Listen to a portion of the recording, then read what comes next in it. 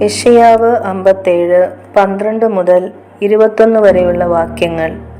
നിന്റെ നീതി ഞാൻ വെളിച്ചത്താക്കും, നിന്റെ പ്രവൃത്തികളോ നിനക്ക് പ്രയോജനമാകയില്ല. നീ നിലവിളിക്കുമ്പോൾ നിന്റെ വിഗ്രഹ സമൂഹം നിന്നെ രക്ഷിക്കട്ടെ. എന്നാൽ അവയൊക്കെയും കാറ്റ് പാറ്റിക്കൊണ്ടുപോകും, ഒരു ശ്വാസം അവയെ നീക്കിക്കളയും.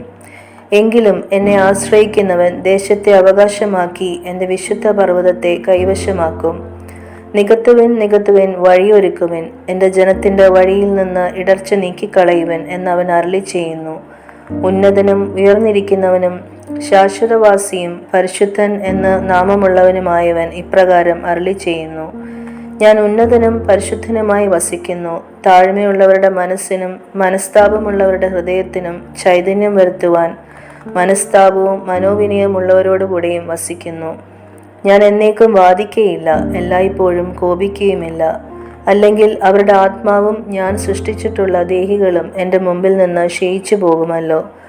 അവരുടെ അത്യാഗ്രഹത്തിൻ്റെ അകൃത്യ നിമിത്തം ഞാൻ കോപിച്ച് അവരെ അടിച്ചു. ഞാൻ കോപിച്ച് മുഖം മറച്ചു. എന്നാറെ അവർ തിരിഞ്ഞ് തങ്ങൾക്ക് തോന്നിയ വഴിയിൽ നടന്നു.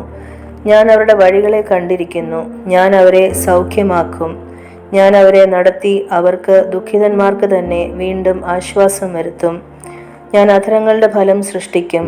ദൂരസ്ഥനും സമീപസ്ഥനും സമാധാനം സമാധാനമെന്നും ഞാൻ അവരെ സൗഖ്യമാക്കുമെന്നും യഹോവ അരുളിച്ചെയ്യുന്നു.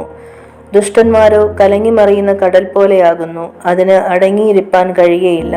അതിലെ വെള്ളം ചേറും ചെളിയും മേലോട്ട് തള്ളുന്നു. ദുഷ്ടന്മാർക്ക് സമാധാനമില്ല എന്ന് എൻ്റെ ദൈവം അരുളിച്ചെയ്യുന്നു.